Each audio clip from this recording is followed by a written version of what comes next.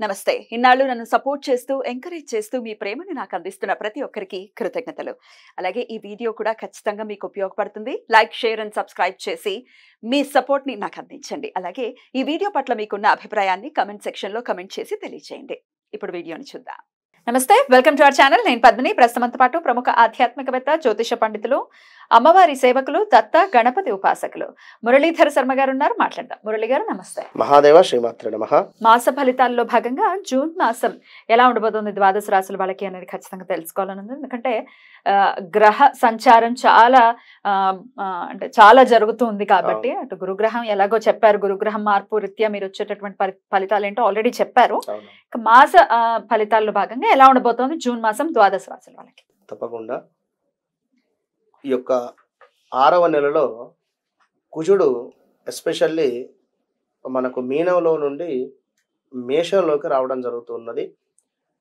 కుజుని యొక్క ఇంటిని అంటే ఈ యొక్క మేష లగ్నాన్ని కానీ మేష రాశిని కానీ ఈ యొక్క శని భగవానుడు తన ఎక్స్ట్రా లుక్ ద్వారా వీక్షిస్తూ ఉన్నాడు.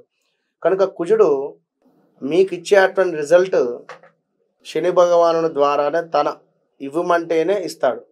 కనుక ల్యాండ్ ఇష్యూస్ కానీ, ఏవైనా రియల్ ఎస్టేట్ వ్యాపారం కానీ, కోర్టు సంబంధిత విషయాలలో కానీ కాస్త మీ జాతక పరిశోధన చేసుకున్న తర్వాతనే ముందుకు వెళ్ళండి. ఎందుకంటే ఏదో బాగుంది బాగాలేదు అని చెప్పారు కదా అని చెప్పి గుడ్డిగా వెళ్ళకుండా ఖచ్చితంగా మీ డేట్ ఆఫ్ బర్త్, పుట్టిన సమయంలో దశ ఏం నడుస్తుంది, అదేవిధంగా ఈ కుజుడు ఎక్కడున్నాడు అనే విషయాన్ని చూసుకొని ముందుకు వెళ్ళాలి. ఎందుకంటే మీ జాతకంలో కూడా శని చూపు ఒకవేళ కుజుడి మీద ఉన్నట్టయితే మామూలుగా ఉండదు, మీకు చాలా ఇబ్బంది అవుతుంది. ఇది అర్థం చేసుకొని మీరు ముందుకు వెళ్ళండి. ప్లస్లు మైనస్లు మనం ఈ యొక్క వీడియోలో తెలుసుకుందాం. తప్పకుండా. మరి ఈ జూన్ మాసంలో ద్వాదశ రాశుల వాళ్ళకి ఎలా ఉండబోతుంది ఇప్పుడు తెలుసుకుందాం. మరి ధనుసు రాశి వారికి మాసం ఎలా ఉండబోతోందండి? తప్పకుండా అమ్మ. ధనుసు రాశి వారికి గత 2022 ఆగస్టు నుండి కూడా 23, 24 జనవరి, ఫిబ్రవరి వరకు కూడా చాలా అద్భుతంగా ఉంది. ఎందుకంటే పంచమ గురువు వీరికి సూపర్గా, వీరికి కానీ వీరి పిల్లలకు కానీ లేదా సంతానానికి సంబంధించినటువంటి ఇబ్బందులున్న సంతానం ఇవ్వడం కానీ ఇవన్నీ కూడా చాలా బాగా ఇచ్చాడు. మరి యొక్క ధనస్సు రాశిని చూస్తే ఒకసారి శని వల్ల వృత్తుల యందు అంటే పని చేసేటువంటి పని యందు మంచి ఆదాయము, విద్యా ఉద్యోగ లాభాలు, వ్యాపారం అందు చక్కటి అభివృద్ధి, ప్రతి పని యందు విజయము, సుఖవంతమైనటువంటి జీవనము గడుపుట, కొత్త పనులందు పలుకుబడితో మంచి లాభాలు కానీ అన్నింటా కూడా శని మూలకంగా వీరికి ఇప్పుడు శని బంగారం అన్నట్టుగా ఇట్లా ఆప్తులకు సహాయం చేయుట, ఇంట విషయాలలో శ్రద్ధ వహించడం కానీ అన్నింటా కూడా చాలా బాగుంది. మరి ఒక గురువు 6వ స్థానానికి వెళ్ళడం వల్ల కొంత ఆర్థిక ఇబ్బందులు కావచ్చును, ఆపదలు కావచ్చును అనుకొని వేల తప్పిన భోజనం కానీ కొంచెం గురువును మీరు ప్రసన్నం చేసుకునేటువంటి ప్రయత్నం మాత్రం చేయండి. ఎందుకంటే 6లో గురువు ఉద్యోగ మార్పిడి, అనూహ్య అవరోధాలు, రాజశిక్ష, అదేవిధంగా అగ్నిబాధ, బంధుమిత్రులతో కాస్త మనస్పర్ధలు రావడము ఇవన్నీ కూడా ఉంటాయి. కనుక ఆచితూచి ముందుకు వెళ్ళండి. మరి యొక్క ధనుసు రాశి వారికి పంచమ కుజుడు రాబోతున్నాడు. పంచమ కుజుడు రావడం చేత ల్యాండ్ అమ్మాలి అనుకుంటే ఇది సరైనటువంటి సమయం. ల్యాండ్ రిలేటెడ్ ఇబ్బందులు ఏమైనా ఉన్నా కూడా తేరిపోవడానికి ఇది అద్భుతమైనటువంటి సమయము. పంచమాతు కుజుడు సొంత ఇంటిలో ఉన్నాడు కనుక చాలా అద్భుతమైనటువంటి ఫలితాలు ఇవ్వబోయేటువంటి పరిస్థితి అయితే గోచరిస్తుంది. ఎట్లా అంటే కొన్ని శత్రు సంబంధిత విషయాలలో ఓడిపోయేటువంటి పరిస్థితి ఉన్నది. సంతానానికి సంబంధించినటువంటి కాస్త ఇబ్బంది ఉన్నది. ఎందుకు ఇక్కడ సంతాన ఇబ్బందులు అంటే కుజుడిని శని భగవానుడు చూస్తున్నాడు కనుక ధనస్సు రాశి పిల్లలకు ఏమైనా ప్రమాదాలు అయితే పొంచి ఉన్నాయి, జాగ్రత్తగా ఉండండి. ఇంకా చూసుకున్నట్టయితే ఆహారము, వేడి ఆహారాలు తినేటువంటి సందర్భాలలో కూడా నోరు కాలడం కానీ లేదా నోటికి సంబంధించినటువంటి కురుపులు ఏర్పడడం కానీ, ఎలర్జీ అవ్వడం కానీ జరిగేటువంటి ఆటంకాలు అయితే ఉన్నవి. జాగ్రత్తగా ఉండండి.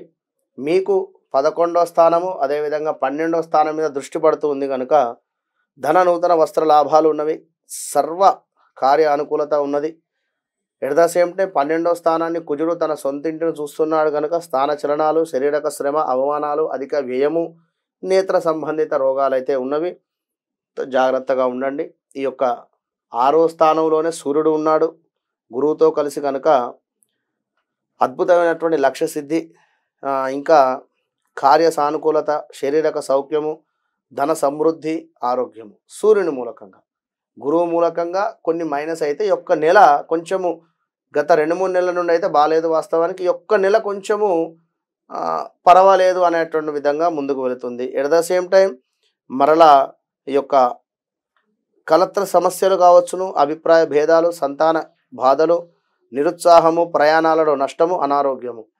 ఇది 15 నుండి 20వ తారీఖు తర్వాత గోచరించేటువంటి పరిస్థితులు కనుక తప్పకుండా జాగ్రత్తగా ఉండండి. ఇప్పుడు ఇక్కడ గురువు, సూర్యుడు, బుధ, శుక్రులు 6వ ఇంట ఉన్నారు. మరి యొక్క 6వ ఇంట మనకు బుధుడు ఉండడం చేత ధన లాభము, విజయ ప్రాప్తి, మాట చెల్లుబాటు అవుతుంది. ఎప్పుడో ఇచ్చినటువంటి మాట చెల్లుబాటు అయ్యేటువంటి పరిస్థితి. గత ఒక 7-8 నెలల క్రితం 1 లక్ష రూపాయలు ఎక్కడి నుండో తెచ్చారు, ఈ నెల ఇస్తా అనుకున్నారు, మాట చెల్లుబాటు అవుతుంది, ఎక్కడి నుండో డబ్బులు వస్తాయి. మరి ఇక్కడ ఈ యొక్క శుక్రుని మూలకంగా తెలియని వ్యక్తులతో కలహాలు, కుటుంబ సమస్యలు, కలత్ర రోగము, అదేవిధంగా స్త్రీ మూలక ఇబ్బందులు గోచరిస్తూ ఉన్నాయి కనుక కొంచెం జాగ్రత్తగా ఉండండి. మీరు తప్పకుండా సూర్యునికి ఆరాధన, అదేవిధంగా కుజ సంబంధిత సుబ్రహ్మణ్యేశ్వర స్వామికి అర్చనలు చేయించుకోవడం కానీ, కుజునికి ఏమైనా పూజలు చేయించుకోవడం కానీ చేసుకోండి. కుజ సంబంధిత దానాలు, కందులు కానీ కందిపప్పు కానీ దానంగా ఇస్తూ ఉండండి, మంచి ఫలితం ఉంటుంది. రైట్ అండి. కొంత మంచి పీరియడ్ గానే కన్సిడర్ చేయొచ్చు. 2-3 నెలలతో కంపేర్ చేస్తే ఈ నెల అని చెప్తున్నారు కాబట్టి డెఫినెట్ గా పీస్ఫుల్ గా వెళ్ళాలి వీళ్ళకి మంత్ అని మనస్ఫూర్తిగా కోరుకుంటూ ఇక నెక్స్ట్ ఎపిసోడ్ లో మకర రాశి గురించి మాట్లాడుకుందాం. నమస్కారం అండి. మహాదేవ్.